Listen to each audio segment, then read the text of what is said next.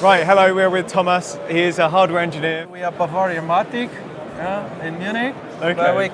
Very closely with Microchip. Yeah. You work very closely. Yeah. Okay, so tell us about your experience with Pico technology and PicoScopes. Yeah, PicoScopes. Actually, we use both in our company. We have also classical scopes and the PicoScopes. And me personally, was very skeptical 10 years ago as we acquired the first PicoScopes, because I was more adapted to this old style knob systems. But then just I discovered, to me, especially in case if we work in a lab environment and you have your own desk with some prototypes and your computers and screens, and that's much better than the classical one, especially maybe two reasons. One reason is you have this advantage of this big screen, and this what I like personally about PicoScope is this zoom in function with this very wide range of data you just sample, and actually you don't need to be a very big trigger specialist, because you just record it and you find what you're looking for, and this is very comfortable to just zoom in, and which is not the same on the classical scope. That's the clear advantage to me. And the second advantage is also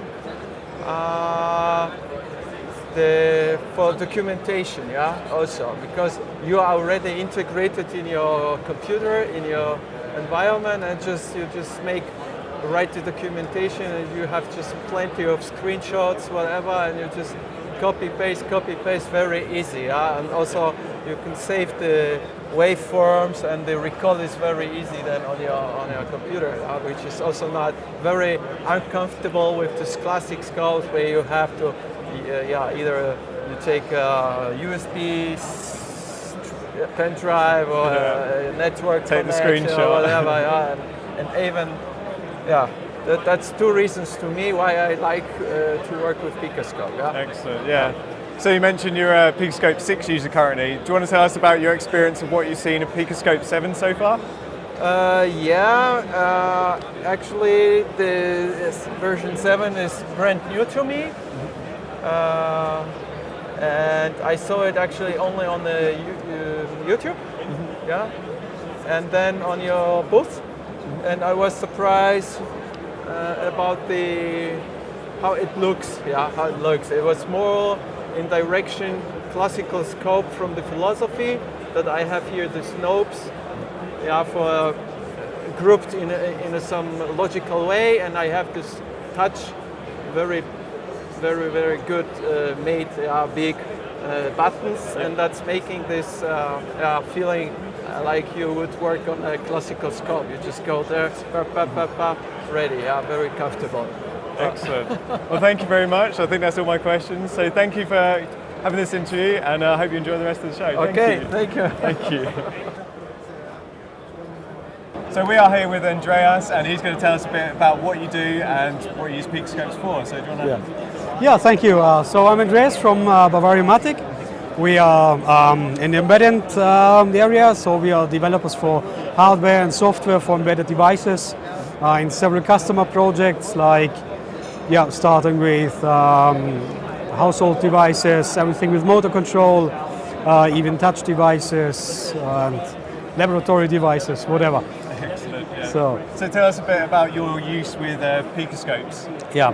My personal focus is a little bit more on the software topics, but that's why you need the PicoScope extra. So especially during development, if you look on motor control signals, you can have a good view on what the motor does and what's happening there. You can look into the signals, and what I also prefer, as I often has to do with communication protocols. You have the nice protocol the 30 serial protocol decoders, so that's also very good functionality to get those things started. Okay, so you mentioned you're a PicoScope 6 user. Have you had a chance to look at PicoScope 7 at all? Yes, so at least a small chance, but Quite new UI design. So yeah, having to get a little bit more familiar as I was used to the other one, but I think it's quite nice, especially if you have touchscreen.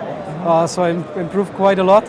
Excellent. And yeah, looks a bit more like a familiar regular oscilloscope, but on the screen. So yeah. Excellent. Well, thank you very much, Andreas. It's been Thank lovely you to also. talk to you. Yeah, it's been a pleasure. Thank you. Bye.